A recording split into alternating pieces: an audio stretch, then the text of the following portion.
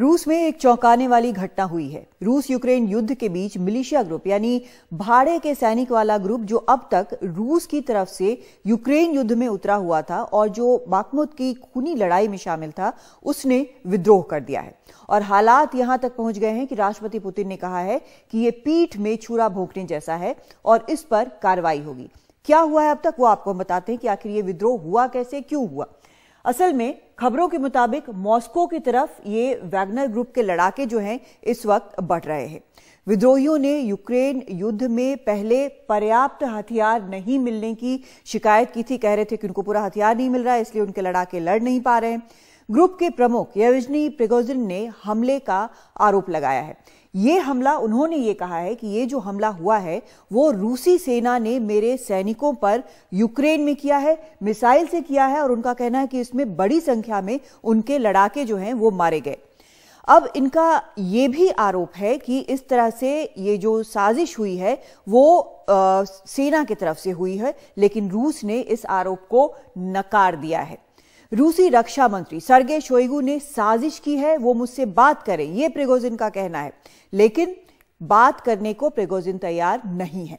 लड़ाके जो हैं, जो इस वैगनर ग्रुप के लड़ाके हैं, वो रोस्टोव-ऑन-डॉन, वोरोनेज, लिपेस्क में हैं, जो मॉस्को से, ये जो जगह है ये मॉस्को से महज 400 किलोमीटर की दूरी पर है, यानी बहुत दूर नहीं है। और आप सोचिए, अगर 50,000 के करीब इसके लड़ाके हैं और हर तरह से आर्म्ड हैं तो क्या होगा। अब मतलब क्या है इस विद्रोह का, वो आपको हम बताने की कोशिश करते हैं। क्या रूस अब दो फ्रंट पर लड़ रहा है? क्योंकि एक, यूक्रेन में लड़ाई चल रही है, पहले से 16 महीने से लड़ाई चल रही है और खिंचती जा रही है। दूसरी तरफ वैगनर ग्रुप जो है उसने मार्च करना शुरू कर दिया है मॉस्को की तरफ। तो क्या अब आगे क्या होगा? मॉस्को में चेक पोस्ट लगा दिए गए हैं, वहां पर कुछ हद तक इंटरनेट रोक दिया गया है, वहां पर सड़क पे आर्मर्ड गाड़ियां दिख रही हैं। यूक्रेन युद्ध के अलावा क्या ये गृह युद्ध का भी सामना कर रहा है रूस? ये एक बड़ा सवाल है और ये अथॉरिटी का सवाल है प्रेसिडेंट पुतिन का। क्या उनकी अथॉरिटी जो है वो कॉम्प्रोमाइज होगी इस पूरे मामले में? अब तक का सबसे गंभीर चैलेंज जो है वो उनके सामने खड़ा है। इसका असर यूक्रेन मुद्दे पर क्या होगा, इस युद्ध पर क्या होगा, यह भी एक सवाल है। क्या ये युद्ध जो है उसकी जो इंटेंसिटी है वो कम होगी या युद्ध जो है फिलहाल बंद होगा? वैसे ऐसा लगता नहीं है, क्योंकि रूस के सेना के भी काफी सैनिक हैं जो कि इस लड़ाई में शामिल हैं। क्या इससे यूक्रेन युद्ध रुकेगा? ये सवाल लेकिन बना हुआ है, क्योंकि इसको लेकर यूक्रेन जो है वो लगातार अब बयान दे रहा है। क्या खाद्य सप्लाई पर असर पड़ेगा? आपको याद होगा ब्लैक सी के जरिए एक जो खाद्य सप्लाई है, जो फूड सप्लाई है, वो हो रहा है, जो बाकी कुछ और देशों में जाता है, खासकर ग्लोबल साउथ के कुछ देशों में, अफ्रीका में जाता है। और ब्लैक सी अग्रीमेंट जो है वो किया गया है यूएन के जरिए। तो क्या उस पर भी असर पड़ेगा? असर तो पूरी दुनिया पर पड़ेगा, कुछ ना कुछ तो पड़ेगा। और यही वजह है कि बाकी जो देश है, चाहे वो अमेरिका हो, वो फ्रांस हो, जर्मनी हो, ये सब इस पर नजर रखे हुए हैं। तस्वीरें आपको हम कुछ दिखाते हैं कि क्या कुछ हो रहा है वहां पर इस पूरे जगह पर। ये तस्वीर आप वोस्तोव की देख रहे हैं। यहां पर ये टैंक जो है ये शहर के अंदर है और ये माना ये जा रहा है कि ये वैगनर ग्रुप के लड़ाके हैं जो यहां पर मौजूद हैं। और ये जो आर्मर्ड गाड़ियां हैं, ये जो सैन्य ट्रक हैं, ये सब वैगनर ग्रुप के हैं जो कि इस शहर में इस वक्त घुस चुके हैं। ये जो सभी आप तस्वीरें देख रहे हैं, ये टैंक, शहर के बीचों बीच टैंक नजर आ रहा है आपको। ये उस शहर की तस्वीरें हैं जहां पर इस वक्त ये जो ग्रुप है, वैगनर ग्रुप है, मिलिशिया ग्रुप, उसने वहां पर एंट्री कर लिया है।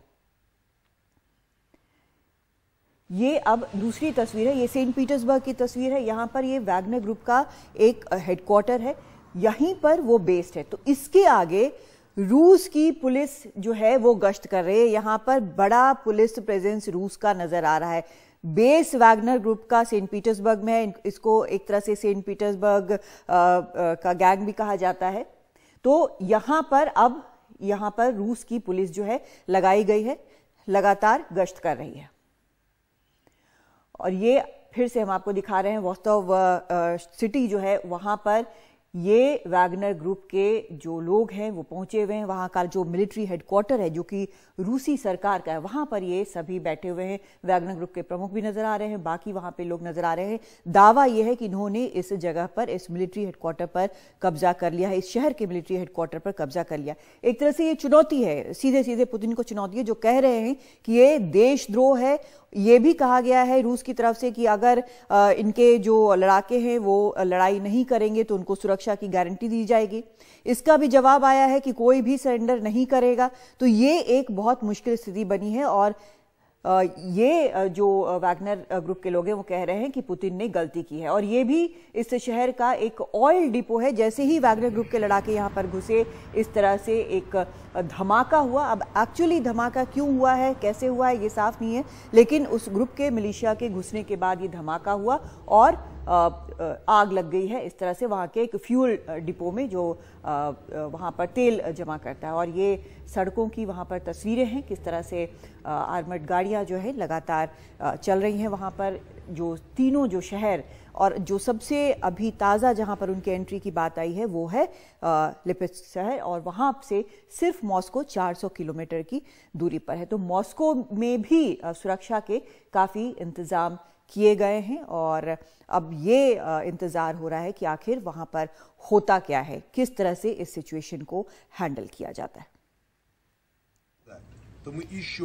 ये जो हैं ये वैगनर ग्रुप के प्रमुख हैं और इनको लेकर ही सारी बातें चल रही हैं कि आखिर क्या करने वाले हैं। इतने दिन से जो शिकायत कर रहे थे, इतने दिन से जो वो बोल रहे थे, प्रिगोजिन इनका नाम है, तो ये शख्स जो हैं इन्होंने अब राष्ट्रपति पुतिन को चुनौती दी है। उन्होंने कहा है कि उनसे बात करें, रूस के जो रक्षा मंत्री हैं, बात करने के बाद स्थिति साफ होगी। लेकिन जब इससे मना किया गया, उन्होंने कहा कि अब अगला प्रेसिडेंट रूस में होगा।